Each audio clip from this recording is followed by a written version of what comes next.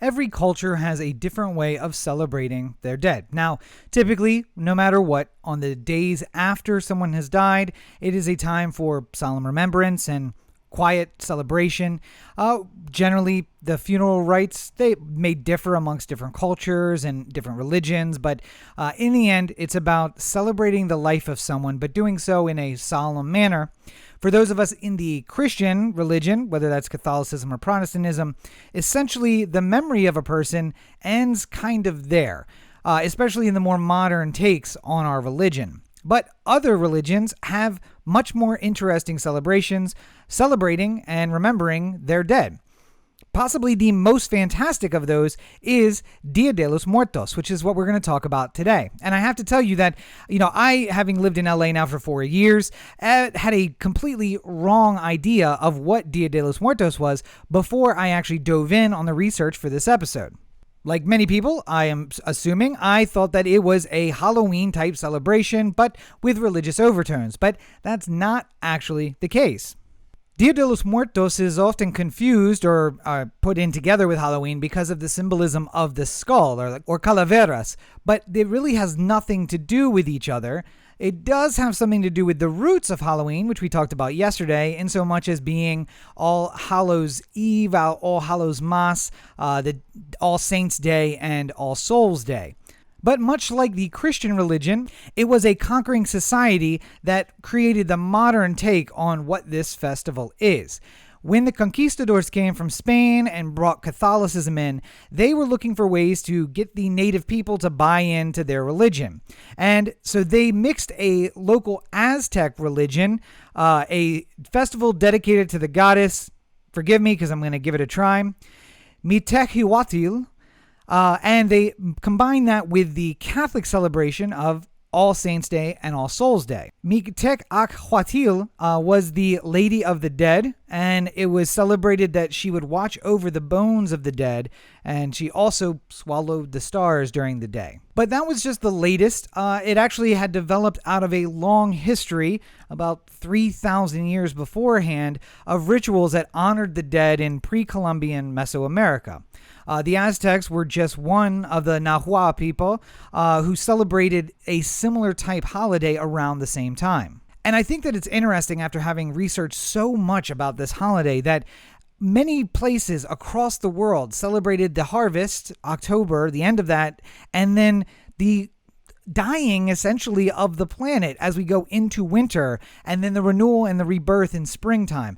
And it's just so interesting to me that so many people from so many religions all across the world made that same association and built celebrations all around it. But in Aztec culture, upon dying, the person was believed to travel to a place called Chikunamictlan, which was the land of the dead. And they would have a journey that was 9 challenging levels long, very similar to Dante's Circles of Hell. And that journey could take several years. So in order to help them along through this journey, their family would come and bring food and sacrifices and water to their gravesite or to an altar that they built that the person could visit once a year. Only after getting through all 9 levels could that person's soul finally reach Mictlan, which was the final resting place or a heaven of some sort. And the Aztecs just believed that all of the world, the entire universe, the lands of the living and the dead, that life was basically cyclical, and getting to that place of rest was the start of some new life. But that practice of leaving food and water, sacrifices, and in some case tools at an altar actually influenced likely the Dia de los Muertos celebration that we have today. When Catholic Spain came and conquered all of Latin America, they took this celebration, this native celebration in their culture, they melded it with All Saints Day and All Souls Day, and took a lot of bit probably, of those celebrations and just added it into what is pretty much a solemn holiday in Catholicism, and made something that, again, having been in LA for 4 years now, is an amazing experience. And while you may think of it as Dia de los Muertos, Day of the Dead, it is actually a multi-day celebration. It is believed that the gates of heaven are opened at midnight on October 31st, and they stay open for 24 hours so that children can come and visit the families that they left behind. This is the Dia de los Infantes, or the Day of the Children. And then at midnight on November the 1st, the same happens for adults, and adults can come visit their families for 24 hours. This is the Dia de los Muertos, or the Day of the Dead. And this is very similar to the celebration of All Saints' Day and All Souls' Day, where we celebrate certain saints and then everyone else on different days. But there are a lot of traditions around the Dia de los Muertos celebration in total, meaning both Dia de los Infantes and Dia de los Muertos. Ofrendas, where the people will build an altar. And again, here in LA, on City Hall last year, they had people come in and build altars all around Grant Park. And I was able to go down and take a look at the beautiful altars that people had built, celebrating family members that they'd lost this year. And at these ofrendas, people will often leave food and water, tools, gifts, things for the dead to remember them by, or how they remember the dead. And this is likely tied directly to that Aztec culture's influence, and doing the same thing as their loved ones made their journey to Mitlan. If you've been to one of these celebrations, you've probably seen a lot of marigolds around as well. And that's because the marigold is kind of the unofficial flower of Dia de los Muertos. It's believed that the strong color and the strong smell of marigolds will actually help those souls who have been released from heaven for the 24 hours to find their way back, so that you can have as much time with them as possible. Skulls and skeletons are also very popular during this time, but although we may have a grim view of them in the West and they may be used to scare people in the Halloween holiday, they're actually used as a celebration in Dia de los Muertos, and sugar skulls or chocolate skulls, candy skulls are given as a gift, as a way of saying, I was thinking about you during this time. And often they are decorated with the names of people that you're giving them to, which obviously would probably be taken in a completely different way by someone who didn't understand what that gift was. One of the interesting things that I found in my research for this was the idea of calaveras literarias, which is basically skulls literature, and it's writing fake obituaries for people, or mock epitaphs of people's friends, and describing like weird habits or weird attitudes, or telling funny anecdotes in the form of poetry. And I have to say, I may take a little time in the few coming months and just sit down and see if I can put together a bunch of these calaveras literarias and just see how it goes. It sounds like a kind of an exciting thing to try and write. One final thing that you may see around during your Dia de los Muertos celebration is papel picaros, which is an art form of taking perforated paper and making different shapes out of them.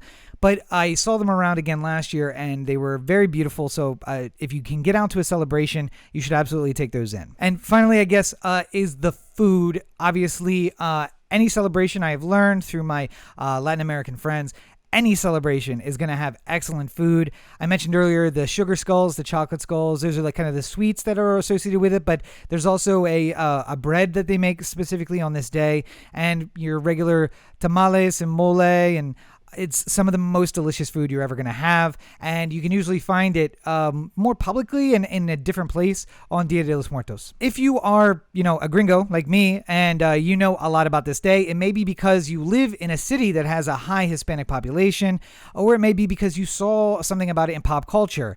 James Bond's movie Spectre actually started out during a huge parade for Dia de los Muertos, and in 2016, Mexico City actually had a parade of that caliber, a huge parade like that for the first time.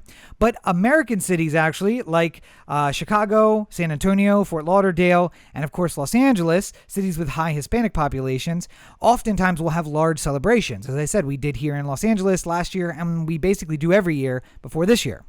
Also in 2017, Disney and Pixar released Coco, which was an animated movie celebrating Dia de los Muertos and kind of telling the history of that and what happens, what the beliefs are during that day. So it really opened up a lot of American eyes to what this holiday was. So whether you celebrate Halloween or Dia de los Muertos, obviously you're going to have a different kind of celebration this year. COVID-19, the virus, has really impacted the way that we are living all of our lives and celebrating all of our holidays. So I hope no matter what you choose to do, even if it's just staying home and close with the people you've been around for the last few months, that you have an enjoyable weekend, that you enjoyed your Halloween, or you're continuing to enjoy your Dia de los Muertos celebration. And I'm looking forward to, now that we are coming into our third full month of these podcasts, that you're enjoying me reaching out day after day with a brand new, cool, random, or interesting fact. I thought I would wrap up this quick little set of episodes by going back to something I've mentioned several times, and I've gone a little bit into the background of, but I wanted to kind of flesh out fully. And that's the idea of All Hallows Eve, All Hallows Day, or All Hallowmas, All Saints Day, and All Souls Day. And again, I think during my research for this couple of episodes, I learned so much more about these holidays, where they come from, and what the reason for them is. And I really just want to share a lot of those facts with all of you. The first thing is that All Saints Day isn't celebrated on the same day by everyone in Christendom. Protestants, who don't celebrate saints at all, don't celebrate it during any day.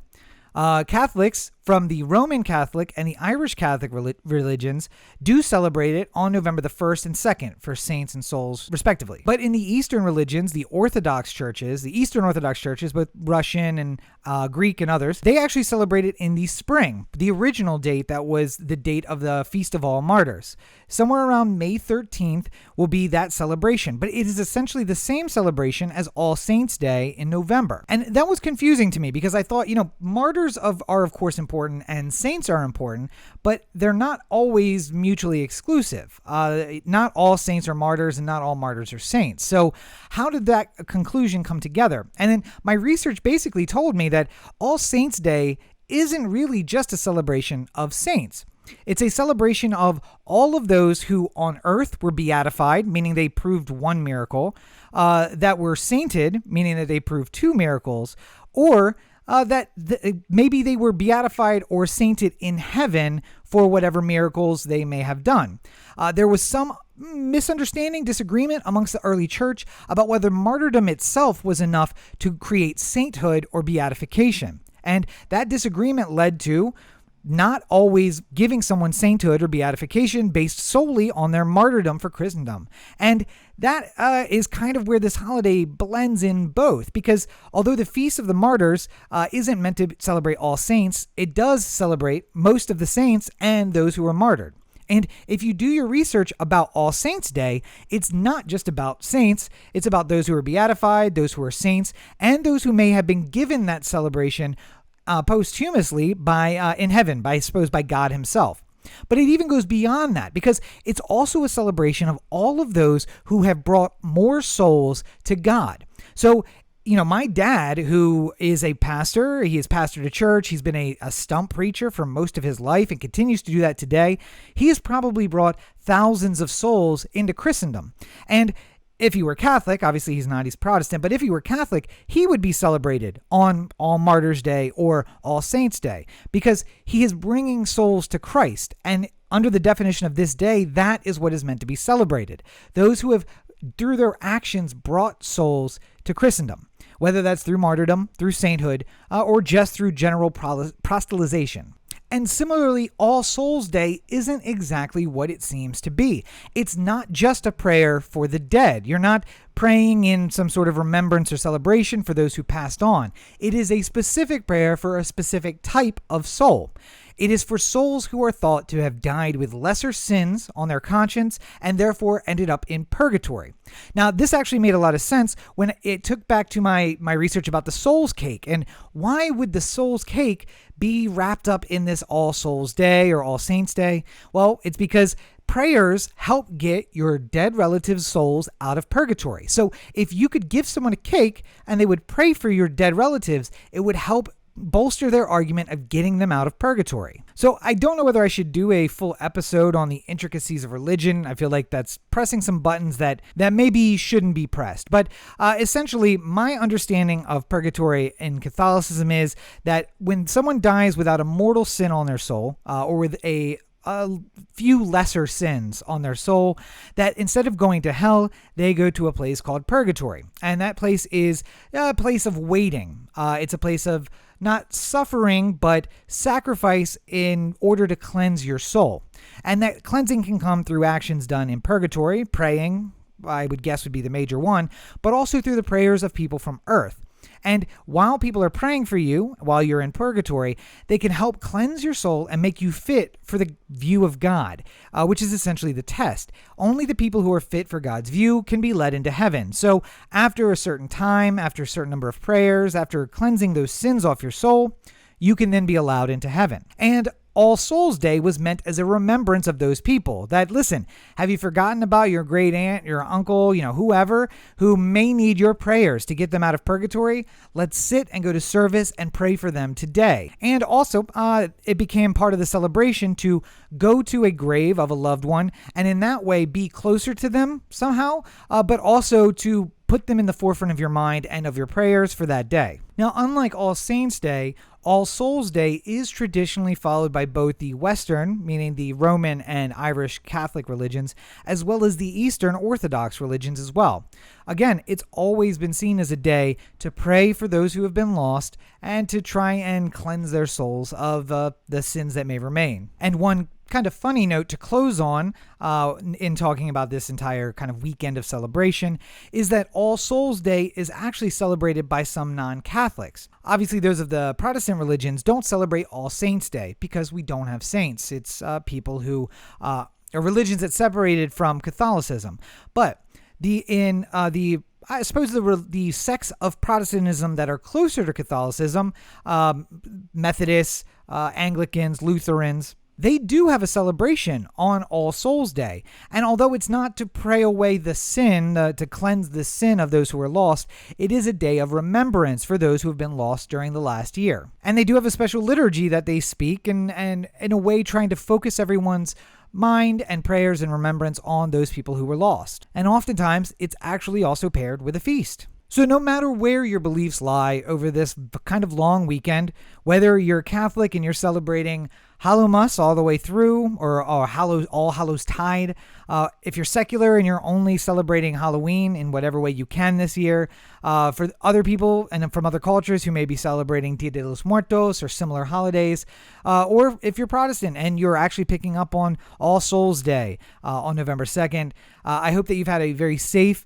and a very healthy weekend. I hope that you find yourself on Tuesday in the same condition that you were on Thursday when we went into this weekend. And for the next episode, we are going to jump back into some of our more typical topics, so I will look forward to speaking to you then. For today's episode, I thought we would start with the branch of government that is probably foremost in our minds these days as we approach the November election, and that's the executive branch of government. As I said in the last episode, the executive carries out the laws that are passed by Congress. It's made up of the president, the vice president, the cabinet secretaries, and all of the agencies which they represent. And I wanted to give you some examples of how these powers overlap and are limited. Well, the first and probably most drastic one is something we're seeing right now. The executive branch has the right, as it's outlined in the Constitution, to nominate justices to the Supreme Court of the United States.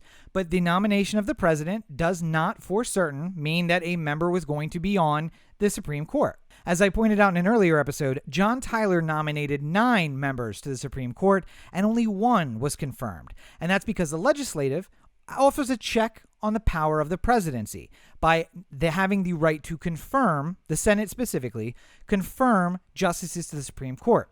If they fail that confirmation, they don't join the court.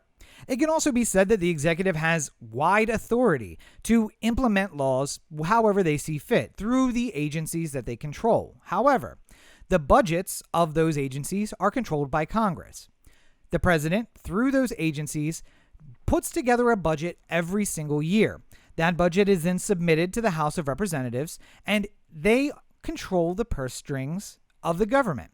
The House can decide how to put in money and where to have it spent.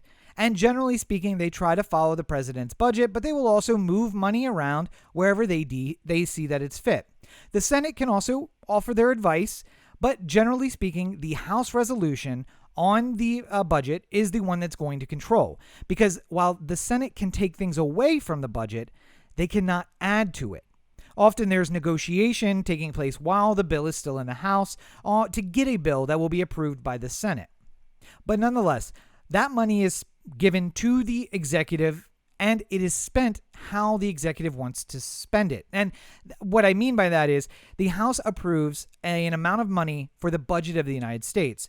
And except where limited by law, that money can kind of be spent more broadly than is intended.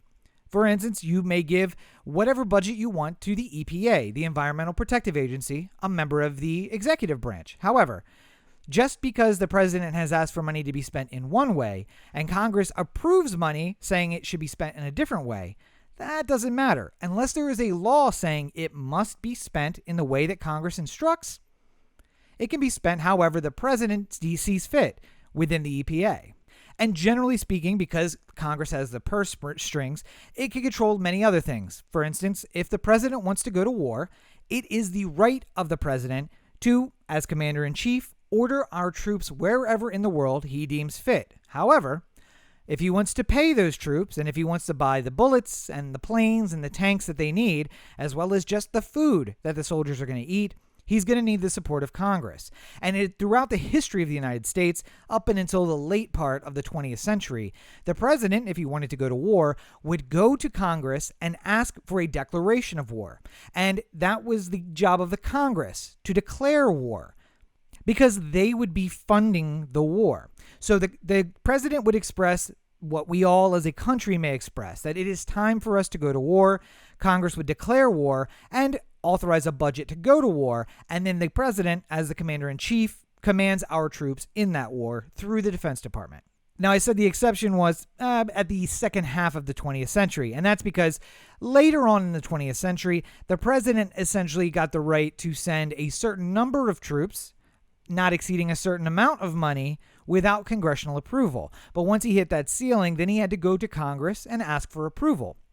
And sometimes a president will decide just to go start a war somewhere and then come to Congress and ask for money to continue it. And Congress is put in the position of either looking like they don't support the troops who are already there or funding the battle that's already begun. And we'll get into a little bit of the limitations of elections in a future episode, but let's just say Congress has more to worry about that than the president. And as I've said probably a dozen times thus far, it is a job of the executive to carry out, to enact the laws that are passed by Congress. But oftentimes Congress will pass non-specific laws or laws that in fact affect the code, but they don't actually affect policy. And it is the job of the president and the executive department to take that law and modify their policies so that the people are impacted in the way that Congress intends. Sometimes this is done well, sometimes it's not. And in fact, there are often times when there's a conflict between the executive and the legislature about how a law was carried out. And that is really because there are two very distinct views on executive power. One is the strong executive. You can think of Theodore Roosevelt as this kind of president. It's a view held by presidents that they can do anything they're not prohibited to do in the Constitution. The idea that a president can essentially start a war and then ask Congress to fund it is the belief of a strong president. The opposite of this view is the weak presidential or the weak executive view, and that says that the president is only allowed to do what he is specifically dictated to do by the Constitution. And of course, this is complicated. The Constitution, although it's been amended 27 times, it is a very old document, and it may not imagine the world that we currently live in. And funny enough, this weak executive view was held by William Howard Taft, the follower, the successor to Teddy Roosevelt in the White House. During times where there is a strong executive view, the power seems to move towards the executive and away from the legislature.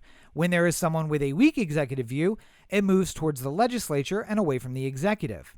But as I said, since the late 20th century, we have seen mostly strong executive views being held by those in the executive branch.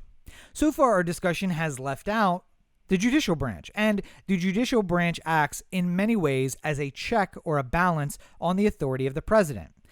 There's a couple of really great examples of this. The first is Youngstown Sheet and Tube Company versus Sawyer from 1952. During the Korean War, President Harry Truman, during some labor conflicts, actually took control of steel factories to assure that the war effort still had the steel that was necessary. And later on, a 6-3 majority of the court held that it exceeded his authority to do so. And while a 7-2 majority agreed that the president isn't limited to just the powers that are in the Constitution, and thus we shifted to a more permanently strong executive view, they did hold that this particular action was too far. In another case, Dames and Moore versus Reagan, 1981, the court was considering the constitutionality of executive orders that were signed under President Jimmy Carter. And the court found there that the executive order is specifically outlined in Article 2 of the Constitution, and it is allowed. However, if the president was to exceed his authority in a matter via executive order, that the court would be able to stop that action from taking place as one of its check and balances on the executive. It also held that Congress could legislate in an area and therefore take the power away from the president. It's often said that without legislation in a certain place, that the administration, the executive, has the ability to make a policy that essentially acts as legislation. But if the Congress organizes itself and passes legislation, that the executive must then change their policies to comply with that legislation. This is one of the more modern takes on the checks and balances. It allows the executive, the administrations, to change much more quickly with the times, while Congress may take more time to debate and decide a position for the country. And then once they come out with a law, the likelihood is that it would be easy for the administration to comply with that because they won't be too far out of alignment. But what we found in the most recent history is they can be pretty far out of alignment. One final bit of the checks and balances is the idea of executive immunity. And that was an idea that was brought forward in 1974, United States versus Richard Nixon. Basically, Nixon would refuse to turn over some of the investigatory materials for Watergate that the Congress was looking for. And essentially, the court did a balancing act of interest in the case. And they found that in this particular instance, that the need to release them to Congress was high enough that it overwhelmed the executive immunity. But they upheld the idea of executive immunity and that the executive should be free in many respects from questioning on the day-to-day decision-making that he does to carry out the laws that Congress has passed. And if Congress is upset with a way that a bill is implemented, that they can then re-legislate more specifically in that area to offer direction to the administrative. So I think, as I said in a previous episode, the executive is likely to have the highest impact on your day-to-day life. And that is also the reason that we hold the presidential race in such high esteem, because this is the person whose face is really the face of the nation. It is the person who leads our nation for 4 years. And while Congress is 495 in the House of Representatives and 100 different people in the Senate, we are able to look at one person as the head of a department. And the executive, being led by one person, makes it a very high priority that it's our person, the person we'd prefer, that's in that job. So every 4 years, we strap in and battle down for whoever the next president of the United States is going to be, just like we've been for the last few months, heading into this election in November. Before we leave jolly old England, I thought that it would be good to go through a list of idioms that are specific not to a place or a time, but actually to a single individual.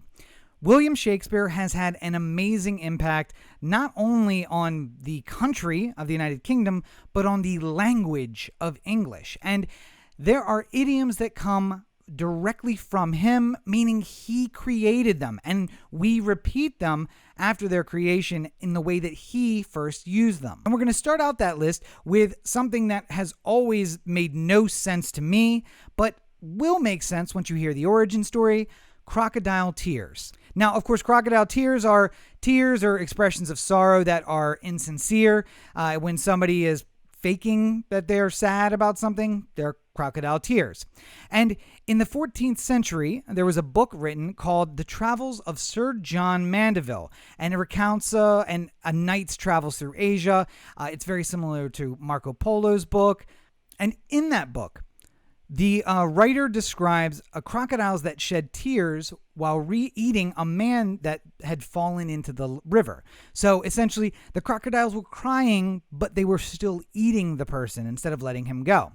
Now, that story is completely factually inaccurate. And in fact, most of the travels of Sir John Mandeville were not based on anything near fact. But Shakespeare took that phrasing and took that usage of the term, and he actually put it into his own work. And it became an idiom in 16th century England, symbolizing insincere grief. And we've been using it that way ever since. For our next idiom, I'll use one that I think makes maybe the most sense of any of the ones that we're going to talk about, and that's good night, sleep tight. Now, I always took good night, sleep tight to mean getting tucked in real tight by your parents, and essentially it's a way of saying sleep well, so I guess I wasn't too far off as a kid. And usually it's said by the person who's leaving the room, or if both people are falling asleep, I suppose both people in the room. But that saying actually comes from Shakespeare's time, and it was taken from one of his lesser-known plays. But at the time, mattresses were secured by ropes, and they essentially were tightened down to make them more firm and comfortable. And during that time, sleep tight meant sleeping with the ropes pulled very tightly, or a bed that was well sprung or more comfortable. And although we may not be tightening down the bed itself, certainly that feeling of comfort that can come from being tucked in is very similar, and that's why I say I think it's the one that makes the most sense of this entire list. The next one actually comes directly from Shakespeare's writing, and that's a dish fit for the gods, or really anything blank fit for the gods. Now, of course, when we talk about a dish fit for the gods, it's something that is so good, it's above human, that we are not worthy of eating it. Or, any product that is fit for the gods is too good for humans, that it's really above and beyond what we should be capable of. And we can actually thank Shakespeare for this expression directly. It was found in Julius Caesar, the play, where someone talks about preparing a meal that is so good that it actually shouldn't be served to humans. It's used in the exact way that we continue to use it today. And that's not the only idiom that comes directly from Shakespeare's writing. There are several of them. Another one from Julius Caesar is foaming at the mouth. He actually put that phrase in, and the idea that someone is so angry that they are just foaming up in the corners of their mouth, that comes from Shakespeare. Hot-blooded, meaning either quick to anger or quick to passion, sometimes both. That comes from the Merry Wives of Windsor, but Shakespeare came up with that. In stitches, meaning that you were, so laughing so hard that your sides ached. Well, that comes directly from Twelfth Night. The Green-Eyed Monster, being a descriptor for jealousy. That comes from Othello. As does the idea of wearing your heart on your sleeve. That is a descriptor used in Othello by Shakespeare about being completely open and completely honest and forthright about your intentions and your feelings. And finally, the idea of something happening in one fell swoop or all at once comes directly from Macbeth. And in all of those cases, strangely enough, from the 1600s until today, we continue to use them the way that Shakespeare originally used them in his writing. The final one of this section is to steal someone's thunder. Now, this doesn't come directly from Shakespeare, but it's kind of related, so stick with me, won't you? Now, of course, stealing someone's thunder is winning praise for yourself by preempting someone else's attempt to impress someone. Most often, I think of this in when someone cracks a joke and no one hears, and then someone else at the table cracks the same joke and everybody hears it and laughs. Well, they have stolen your thunder because that's your joke, but, they get the credit for it. And it kind of comes from an idea of having done something incredible and unique, and you got to the thing first, but someone else gets the credit. And we can actually take that all the way back to a playwright named John Dennis. And back in the 18th century, John Dennis had made a machine that could nicely mimic the sound of thunder for his play. But his play was not a success. And somebody took note, despite the failure of the play, of that very clever invention. And When Dennis went to see another play in another theater, a performance of one of Shakespeare's plays, he realized that the thunder being produced for the play was being produced by essentially a copy of his machine. They had used it in this play without credit to him or where that machine came from. And he got very mad, very, very mad, because someone had stolen his thunder. So I wanted to do something a little different for today's episode and actually tomorrow's episode as well. It's been almost exactly a year since Rob Explains kind of came into being.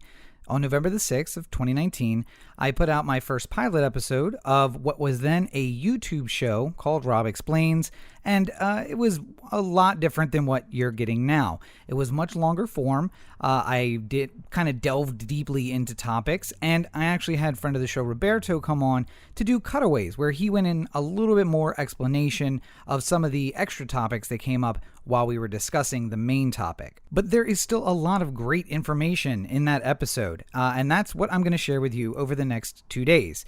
These episodes are about Guy Fawkes, Bonfire Night, and the Gunpowder, Treason, and Plot. This was the topic that actually inspired me to make something called Rob Explains that came out in a pilot episode last year, but actually had its very first incarnation over 700 days beforehand. Several years ahead of that, I had the idea of doing a show just like this. My first topic was Guy Fawkes and the Gunpowder, Treason, and Plot. And I did a show then, and it was terrible. And it took me a couple of years to get all of the details down on what I wanted to do. I did a pilot, didn't really like the YouTube show, and now you have enjoyed, over the last 2 months, the new incarnation, the podcast. So I hope that for the next 2 days, you can enjoy the original, the podcast version of that YouTube show, Rob Explains. You may hear some weird sound effects. Those were from the original show. I've tried to edit them out, but there's a lot of them in there. And as I said, you'll hear Roberto, who is a friend of the show.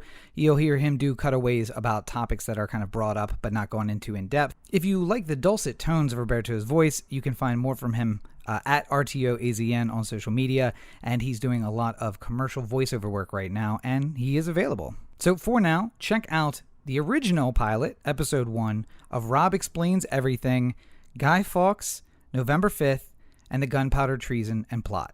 November the 5th is a very important day in the UK. It's known as Guy Fawkes Day or Bonfire Day. Now the reason is a celebration of an event that happened a long time ago.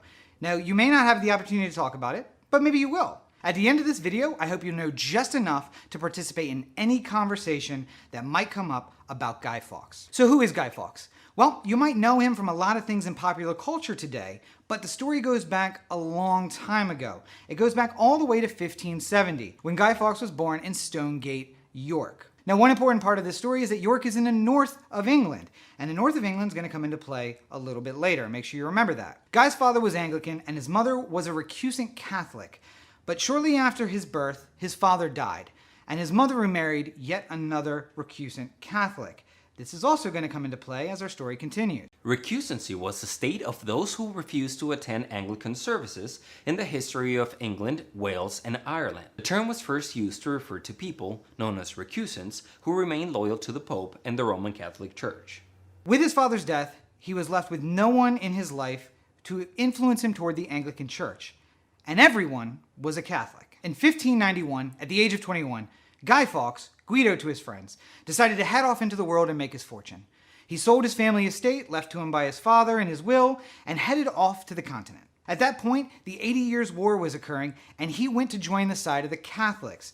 He was actually baptized and joined the Catholic Church officially at that time. The 80 Years' War was a revolt from the 17 provinces of what is now the Netherlands, Belgium, and Luxembourg against Philip II of Spain. There are numerous causes for the 80 Years' War, but the primary reasons can be classified into two: resentment towards Spanish authority and religious tension. Spain had a policy of strictly following the Catholic Church, and they enforced it with the Spanish Inquisition. After the war, he returned a battle-hardened veteran, and he had a lot of experience with gunpowder. He also held a lot of disdain for the non-Catholic royal family and how they stood in the way of a Catholic England. In 1603, Guy once again returned to the continent, this time to Spain. He He went there to ask King Philip II, the closest Catholic monarch to the United Kingdom, for his help in overthrowing the English king and returning a Catholic monarch to England. In his letter to King Philip, asking for an audience, Guy referred to James I of England as a heretic and said he would like to throw out the entire papal sect off of the island.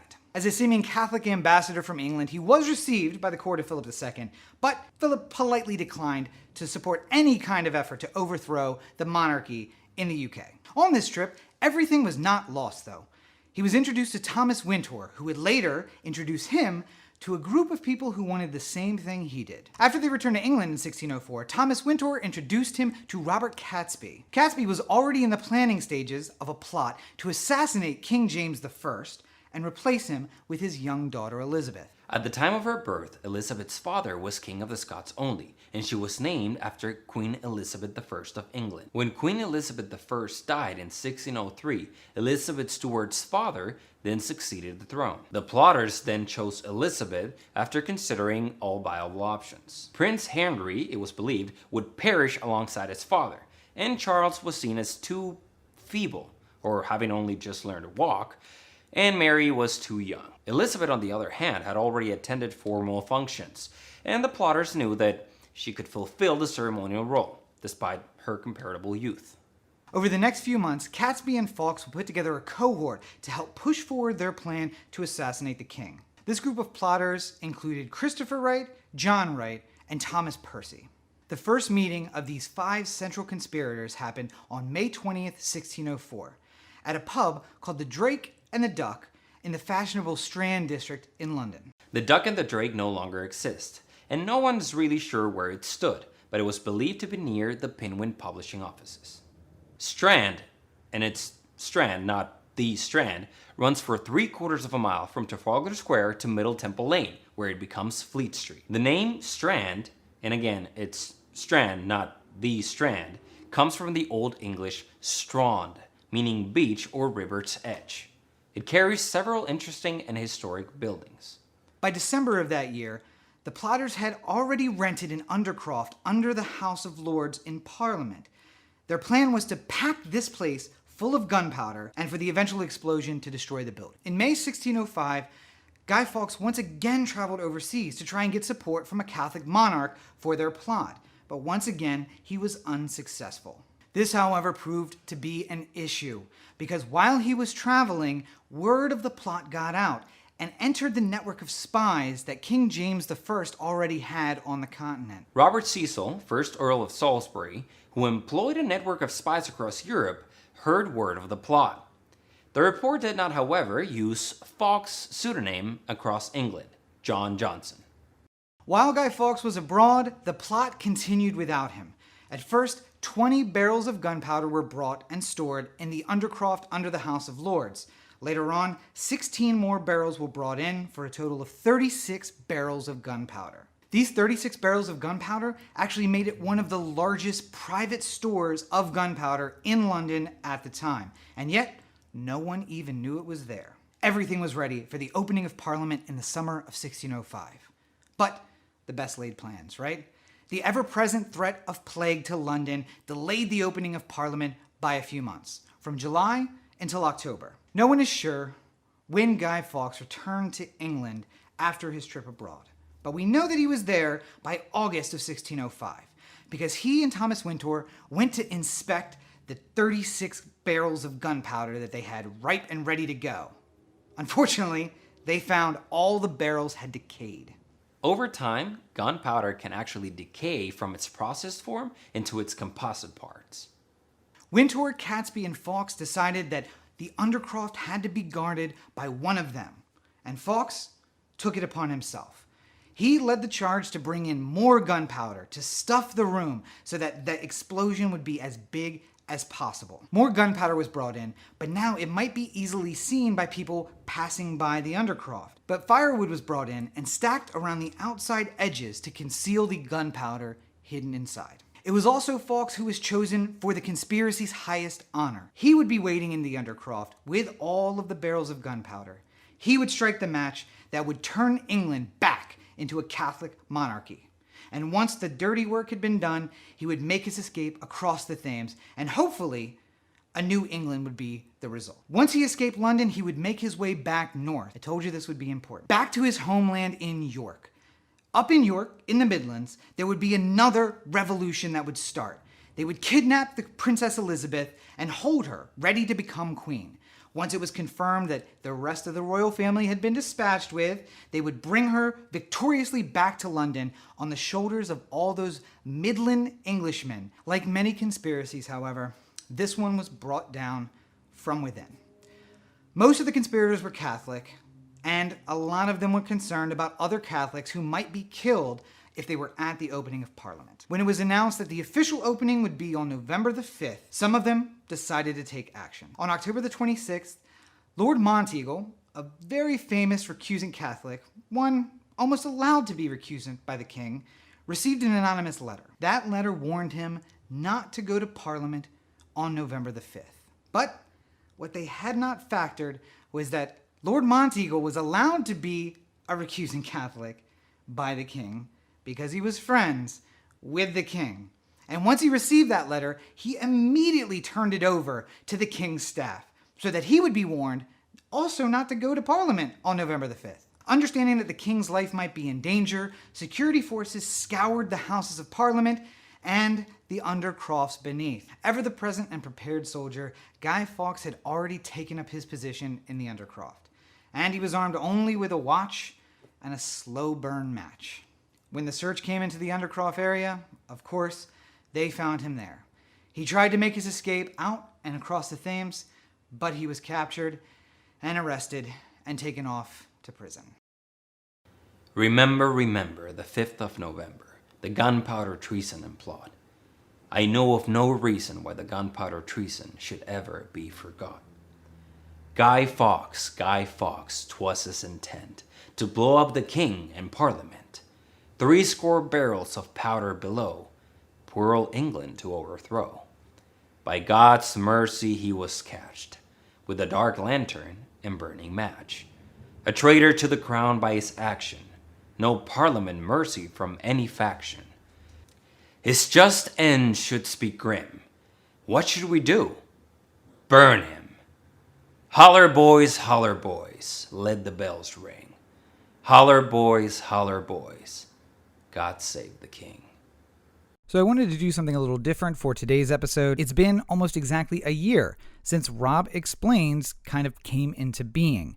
On November the 6th of 2019, I put out my first pilot episode of what was then a YouTube show called Rob Explains, and it was a lot different than what you're getting now. It was much longer form.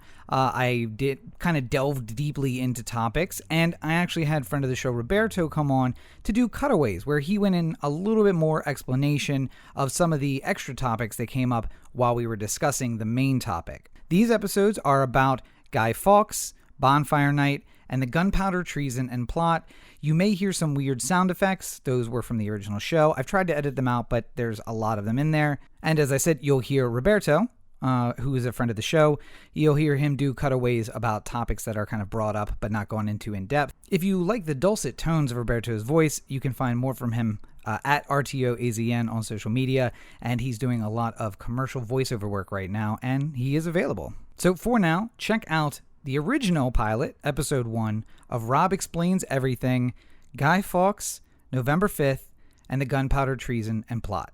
Over the next few days, Fawkes was questioned vigorously by the king's security guard.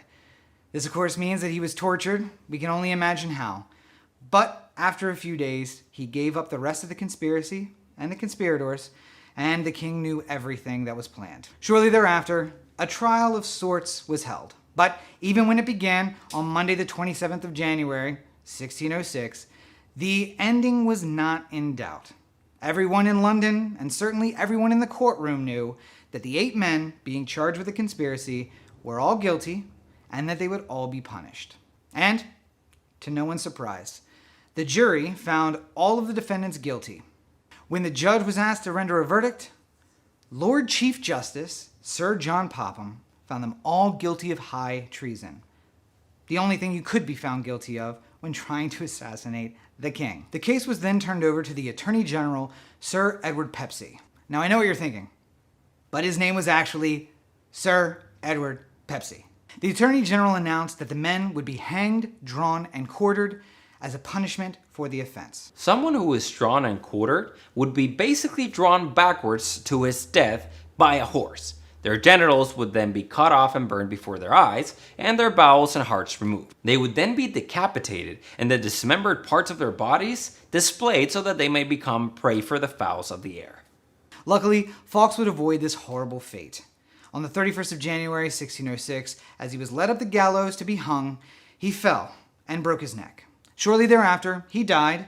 In jail, yes, but he avoided the horrible agony and mutilation that would have resulted from being drawn and quartered. Luckily, though, Guy Fawkes avoided this horrible fate. On the 31st of January, 1606, as he was being led up the gallows to be hung, he fell off and broke his neck. Although he was taken back to prison, he died there in some agony, but certainly nothing compared to the agony of being drawn and quartered.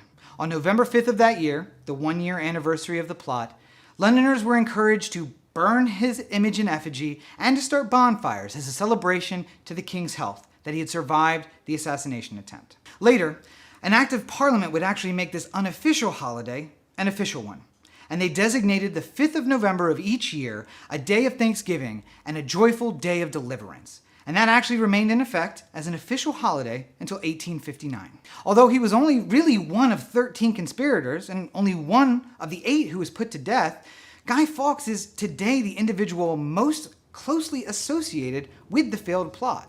Although, as William Robeson of Southeastern Louisiana University points out, it really should be called Robert Catesby Day. Guy Fawkes' legacy lives on, though. Even in jest, he is sometimes toasted as the last man to enter Parliament with honest intentions. The 20th century, though, saw an entirely new dimension of Guy Fawkes' story coming into popular parlance. Due to references to him in pop culture, he actually became a powerful instrument for the articulation of postmodern anarchism. This trail actually began back in 1841 with William Harrison Ainsworth's story Guy Fawkes, otherwise known as the Gunpowder Plot. In that story, Fawkes is shown as a sympathetic character and even a victim of the circumstances that happened to him.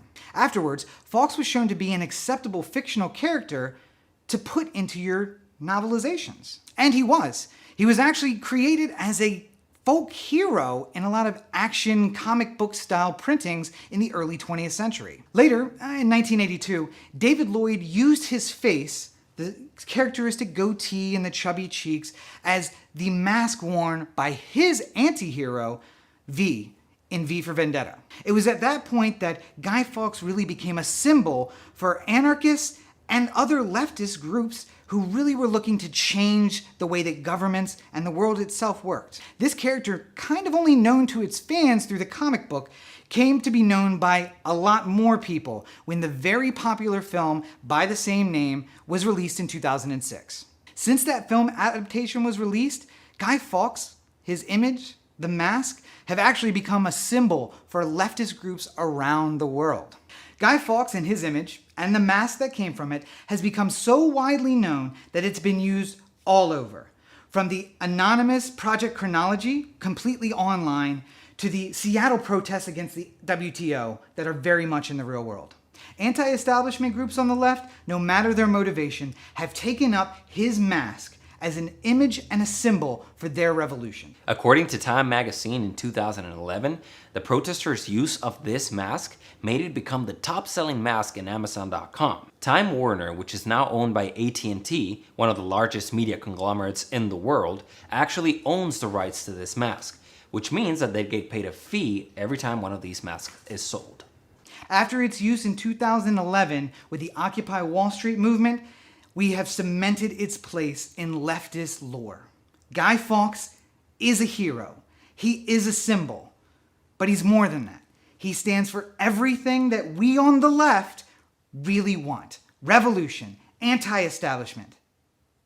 But does he? William Robeson also said that every generation reinvents Guy Fawkes to be exactly what they want and what they need. He can be changed to suit their needs. But I do wonder how many on the left that regularly strap on that Guy Fawkes mask know that He wasn't trying to overthrow a king to establish a democracy or a republic, but instead, he wanted to kill an Anglican, a Protestant, so that he could put a Catholic back on the throne. Guy Fawkes, not quite an anarchist revolutionary? I don't know. That's for you to decide. Remember, the 5th of November, the Gunpowder Treason and plot. I know of no reason why the Gunpowder Treason should ever be forgot.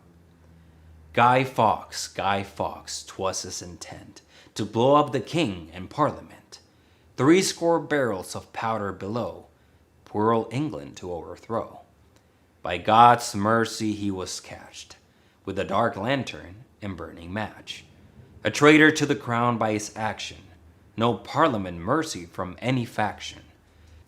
His just end should speak grim. What should we do? Burn him. Holler boys, let the bells ring. Holler boys, God save the king. So over the last couple of days, you've gotten to get an introduction to Guy Fawkes, Bonfire Night, November 5th, and the Gunpowder Treason and plot. This is one of the biggest topics I have tried to cover in a single or even 2 episodes. There's just so much involved in it. I do encourage you to go look into it a little deeper. And the video is still available on YouTube if you want to see it in its original format over at youtube.com/Rob Cheek. I know that most of you are in the United States, and therefore you did not celebrate November 5th or the Gunpowder Treason or Bonfire Night, however you might want to describe it. But I hope that you know a little bit more about that holiday that is talked about, in international places like social media. I also hope that maybe you'll have a little better insight into some pop culture icons like V from V for Vendetta and why he uses the Guy Fawkes mask, and coming out of it maybe some questions about V from V for Vendetta and why he uses the Guy Fawkes mask. As we kind of ramp up at the end of this political season and things are moving towards something with some certainty and some uncertainty, I am sure that we will see Guy Fawkes masks in the street when people are protesting against or for whatever it is, or either side that they are protesting against or for.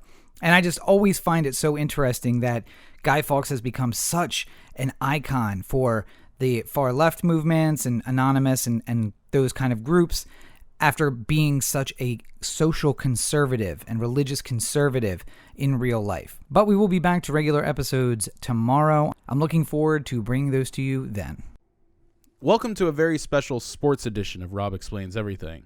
This is Corey, and seeing as I'm not Rob and I can't explain everything, I will just be Corey explaining this thing. With the World Series just wrapping up recently, I figured that I would start the sports Rob Explains Everything with a special about how teams got their names, because I could go into something very specific and something that would make everyone go crazy, but instead I figured I'd start off easy and just talk about baseball teams and what is in a name. And I'll finish with the 2 World Series teams because I think they're interesting little stories. So if you don't hear Tampa Bay or Los Angeles right up at the front, know that they're coming at the end. There are basically a couple different ways in which a team will get its name. Of more recent years, it's been most popular to sort of have a contest. So either a newspaper or a news station will put together a contest and fans will submit name ideas, and then either somebody in the ownership group or a vote will be held to pick the name of the team. This has happened with the Arizona Diamondbacks, the Kansas City Royals, the New York Mets, the Seattle Mariners, and the Toronto Blue Jays. The thing that I always find interesting about this is because it gives you a inside view at what could have been. So, for instance, instead of the Diamondbacks, it could have been the Arizona Phoenix, which is not only the name of the city in Arizona, but also the bird that rises, the phoenix. The New York Mets could have been the New York Avengers, and boy, would they have liked to have cashed in on the last couple years of Avengers-like content. In a lot of cases, the owners basically just decided on their own. The Colorado Rockies, the Milwaukee Brewers, the Minnesota Twins, the Texas Rangers, and the Washington Nationals were not held by any sort of special contest or anything like that, but just the team owner saying that they were going to pick the name of the team. Now, Washington also fits in with a later category, which is named after an older team, and that is because there used to be a Washington Nationals before. There was also a Washington Senators before. The Philadelphia Phillies, though, I found this one very interesting because when the owner changed the name of the team, he changed it to the Philadelphia Philadelphias, which was later shortened to Phillies. Thank God. Teams have changed names before. I mean, obviously, when a team moves from one city to another, there's a chance that they might change their name. That happened with the Washington Nationals when they moved from Montreal. It happened with the Twins when they moved from Washington. It happened with the Rangers when they moved from Washington. And the Houston Colt 45s was the original name of the Houston Astros, but the owner at the time said that it wasn't appropriate to name it after a gun anymore. Not only that, but the people who made Colt rifles were not a fan of the fact that the team was calling themselves the Colt 45s. An easy way for a lot of teams to get the name of their new team is to just take it from a classic older team. The Miami Marlins, the San Diego Padres, the Los Angeles Angels, and the Baltimore Orioles were all former teams that were either moved somewhere else or were a minor league team or something like that. And they just assumed the name of a popular team from the past. The Chicago White Sox are actually on this list as well, because the Chicago Cubs used to be called the Chicago White Stockings. When they stopped using that name, and the Chicago White Sox moved from St. Paul down to Chicago, they took over that name. My favorite, though, I think, has to come from these sort of informal nicknames or newspaper columnists who helped name teams when they were towards the turn of the century. So a name wasn't really something that was super important to a team back in the 1900s. They would certainly have a name, but it wasn't the most important part of the branding of the team like it is today. For instance, the Braves was the informal nickname for members of Tammany Hall, the Democratic establishment based largely out of New York. And the owner in 1911 was a member and named the team to stick it to the Boston Aristocrats. Speaking of Boston, in 1907, they were known as the Bostons, or the Americans, and played in the American League. And you'll find this a lot, that teams would be the Americans because they played in the American League. This happened with both the Boston Red Sox and the New York Yankees. But one year, the Boston Braves decided to change their uniforms to white, and the Red Sox added red to their uniform, and just like that, much like the Cincinnati Redlegs, they became the Boston Red Sox. Speaking of Cincinnati, the Reds were the name of a professional team in some way going back all the way to 1882, when they were the Red Stockings, and then the Redlegs, and then eventually the Reds. The Cubs, as mentioned earlier, used to be the White Stockings, and then for a while they were called Anson's Colts, after manager Cap Anson. In 1902, a newspaper man called them the Cubs, and the name stuck ever since. Speaking of sports writers naming teams, the Indians were originally nicknamed the Naps for Napoleon LaJoie, the star of the time. Once he left, sports writers started calling them the Indians after the success of the 1914 Boston Braves. So to think, this whole controversy we have about the Cleveland Indians and the racism involved with their name could have all been for naught if the 1914 Boston Braves weren't so good. The Detroit Tigers as a team were originally the Detroit Wolverines, but they also went by Tigers, sort of like interspersal. They got the name and logo from the 425th National Guard Infantry Regiment in Michigan in 1901 with permission upon joining the American League. The Yankees started as the Baltimore Orioles before moving to New York and becoming the Highlanders. Because they were an American League team, they also went by the New York Americans, much like Boston did, before a newspaper columnist called them the Yanks for Yankees, and the rest is history. The name Athletics is one of the oldest baseball team names and stuck with the A's from Philadelphia in 1902 to Kansas City and finally to Oakland. In 1890, the Pittsburgh National League team signed 2 players off the defunct Players League, which had collapsed. A sports writer claimed they pirated away one of the players, and the name Pirates stuck ever since. Then there was the situation in 1885 when the New York Gotham's manager, Jim Muttrey, said his players were giants after a big win. Just like that, it stuck, and followed them to San Francisco in 1957. One of my favorites, in 1899, a female fan referred to the St. Louis team's Red Sox as a lovely shade of cardinal. And just like that, they became the St. Louis Cardinals because a sports writer heard her say that and put it in a column and started calling them the Cardinals. And just think about this, retrospectively as a fan of a team these days. You could go be seeing the Los Angeles Angels, and you say, these guys are a bunch of crying babies, and some sports writer hears it and says the Los Angeles crying babies, and then everyone just starts calling them that. An incredible amount of power that fans had in 1899. I said I would end with the teams that found themselves in the World Series this year, and I'll start with the Dodgers because they were also one that had names sort of given to them by the sports writers and the fans and stuff like that. The Dodgers went through nicknames unofficially for the first early parts of the 1900s. They were the Bridegrooms, they were the Superbas, and then eventually the Trolley Dodgers. Now, for a short period of time under Wilbert Robinson, the manager, they were the Brooklyn Robins. But as soon as he retired, they went right back to the Dodgers, and they brought that name to Los Angeles with them. The Tampa Bay Rays started out as the Tampa Bay Devil Rays, and it was originally a name that was suggested in a contest, and the owner of the Rays at the time picked that name specifically. He wanted it to be the Tampa Bay Stingrays, but he couldn't get the rights because another team had the right to name Stingrays. But fans in Tampa, as they are known to do, were very upset by the fact that the team was named the Devil Rays. There was a large Christian group of fans who said that they would not support a team that had devil in its name. They fought back and forth with this for many years, but eventually they changed the name to the Tampa Bay Rays, eliminating the devil from it completely. Now the name Rays can work either as the stingray, the manta ray, or it can mean the rays of sun that are common in sunny Florida.